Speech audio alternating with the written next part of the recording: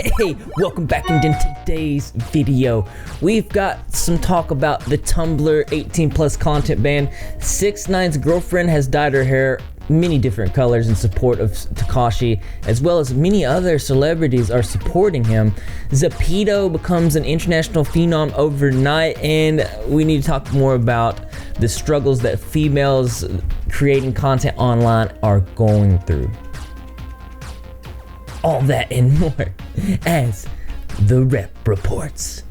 As you know, the other day I did a video talking about the Tumblr 18 plus content ban and how a lot of its users and different types of content were flocking to other places. In that video, we specifically talked about the rise in pedophilia on Twitter. If you're interested in that video, it will be in the description below. So if you didn't know, they announced it will be banning adult content on December 17th, which happens to be the International Day to End Violence Against Sex Workers. A day set aside to memorialize the many losses felt by a particularly at-risk community. It can't be stated clearly enough, Tumblr's ban on porn will harm sex workers and other communities. Taken as part of an overall anti-sex pro-censorship trend currently racking the internet, it's even more frightening. We've seen a definite increase against the abuse of sex workers in the last couple of weeks alone. With the rising hashtag Thotaudit, they created the Thought Patrol that was originally created by David Wu, and it caused so much negativity towards not just sex workers, but any female that worked on the internet at all. I'm going to be talking more about that towards the end of the video. One sex worker saying, "I'm a sex worker, erotic content creator, and longtime Tumblr user. I started using the platform around the time of its launch in 2007. I went to the site to find poetry and art I appreciated. But I also discovered a vibrant community that flourished there through Tumblr. I learned words to explain my sexuality, gender identity. As I grew older and started my career, I began using Tumblr to promote my sex work, specifically my porn. It breaks my heart that a platform which gave me a safe space to explore my sexuality is now reinforcing the stigma and shame sex workers face daily.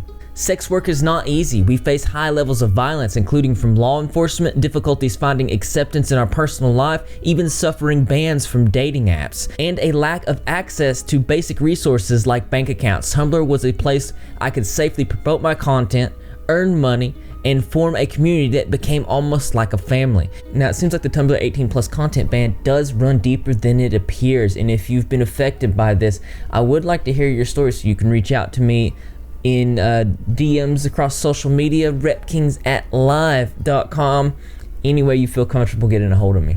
It goes on to say that it's a noble endeavor to want to eliminate illegal content on their site. There is little evidence to suggest that overbroad algorithm-based bans of adult content are an effective way to combat sexual exploration. Aside from the many false positives already flagged, experts have noted that pushing legitimate content creators off the public internet doesn't eliminate the illegal content. It simply makes bad actors harder to find. So basically what it's saying is, like, this type of content ban is going to not help, but make it more difficult to weed out the really bad negatives that are going on the internet. I don't think that every website should take Tumblr's direction. Rather than weed them all out with algorithm-based content bans, it might be more helpful to let them go ahead and make their communities. The policy does go in effect on December 17th and will result in a deletion of any content portraying real-life human genitals or female-presenting nipples. Tumblr, a Verizon-owned company, said in its announcement. Reaction to Tumblr's announcement has been swift and critical across social media. More than 423,000 people have allegedly signed a petition to make Tumblr rescind their adult content ban.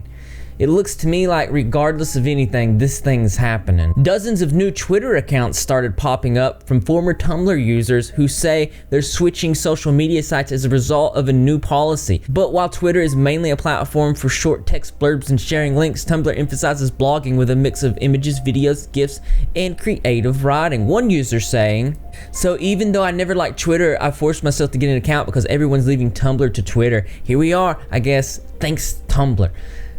And we've noticed that people were flooding into Twitter. Like, it was like so many new communities were popping up, and there was a lot of concern about the rise in pedophilia.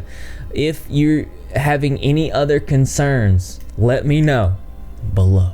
There are two other main websites that the Tumblr users are going to, that being Pillow Fort and Newgrounds. Newgrounds has been around since like 1999, and it prides itself on being wholly independent, while Pillow Fort I think is a little bit more user friendly and it doesn't have the limitations of other websites. But if you are users of Newgrounds or Pillow Fort, I want to hear if you've noticed any odd behavior, if this is affecting you, if this is affecting the platform in any way. You can reach out to me at repkings@live.com. You can Twitter DM me, you can Instagram DM me, you can do it. Also in the news, 6ix9ine has a girlfriend. I did not know that. I really didn't even know that, but check it out. Her new look, she's got a brand new 6ix9ine tattoo, and she's got rainbow hair, and this is to support Tekashi 6ix9ine. I think this is really cool. The support is real, but it really is concerning me. It's like, how could she support him after he pled guilty to child sex case and is also facing up to life in prison? But then I got to notice that she wasn't the only one supporting Tekashi. We have celebrities like Joyner Lucas quoting him after Grammy nominations. We even have Gucci Mane saying that he respects 6ix9ine after meeting him in prison. So it's really interesting, and it makes me wonder if all these people are respecting him and supporting him. Maybe the story is not so cut and dry. Maybe the things that we've heard are not the full truth. Now, I don't know, but I'm interested in what you guys think, so let me know below.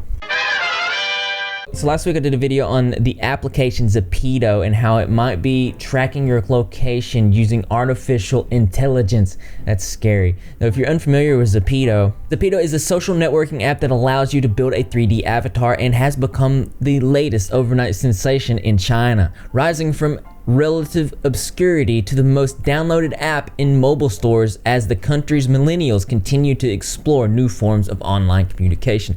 Now, this is such a big deal. At first it was this drama about it actually using its recorders and locations to track you and all these other things, and now within just a day later it's overcome TikTok as the most downloaded application in China, and it's becoming very popular. The app, made by South Korean game developer Snow Corp, has been the top of the daily download charts in both Apple and Android app stores in China in just 3 days, since Sunday, according to App Annie. Users can log in the app with WeChat, Facebook, Twitter account, and can then create a 3D avatar of their own with the ability to customize facial contours, cosmetics, hairstyles, outfits, and a virtual home in the background. Now, initially when I did the video, I was trying to see if it was safe, if it was recording you, tracking your locations. I really just debunked it all, really. But I also downloaded the application myself. Let's check it out. So this is my Zepeto here. Yes, my hair actually does look like that if I pushed it back, you know. It's pretty neat. If you want to add me on it, my Zepeto is MGITF4. I'm also going to put it in the description. You might see it on the screen. I don't know if I'm going to use this hardcore, but I just was trying it out. It did ask me to access my locations and videos and different things like that. I've not heard any weird hissing noises in the background, so like I said, I'm going to go back with the fact that it's not tracking your locations or listening to you, but it's rather asking the same kind of security clearances that most other applications use. But if you're interested in what I talked about and how the history of it and who's the what and what, that video is in the description below. One thing I want to see is has it surpassed TikTok in America yet? I'm really doubting it. No, it absolutely has not. This trend has not hit America yet, so this could be the next big app for America. It is already dominating in China, as you might have noticed. Many young Chinese people replacing their profile photos overnight with 3D portraits of themselves and have begun sharing virtual selfies with their friends. But without any obvious watermarks or branding, this whirlwind trend has left people puzzled about what applications everybody are using.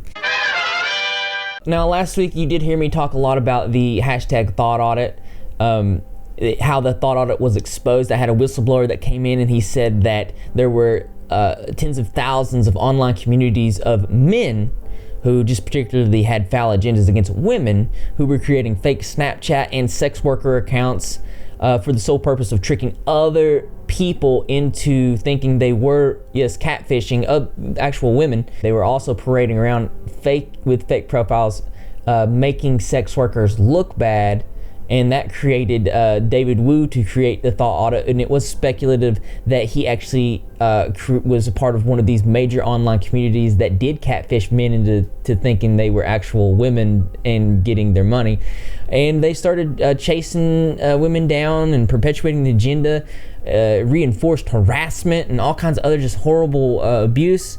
It was pretty bad, and it made me want to really make like a documentary type video about the struggles that females in general were facing, whether you're a streamer, whether you're a sex worker, the struggles that you're facing and have faced on while being online creating content. Now, I know just from the people that I've spoken with, the difficulties are crazy, and I feel like awareness needs to be brought to this. But as interesting as this is, there's always something that's more interesting to me. That's right, you guessed it. I want to know what you think. So why don't you go ahead and leave your creative and interesting responses in the comment box below. Thumbs up this like this always, brothers and sisters. I will see you in the next video. Our voice is the strongest thing that we have, the most powerful tool that we can utilize, and we will do that. Have you got your rep sweater, your Greg sweater? It's going to be gone in about 2.5 weeks, and you'll never be able to get it again. But I know that you're repping, you're not repping Greg, and how do you become a member of the Rep Squad? All you do is subscribe, notifications, turn on, be in the comment section to every single video, because I'm going to be there. Greg the Cat's going to be there, and the rest of the Rep Squad community as well, and I expect to see you there too, because this channel loves you. Now, before I start editing this video, I'm going to go get a biscuit.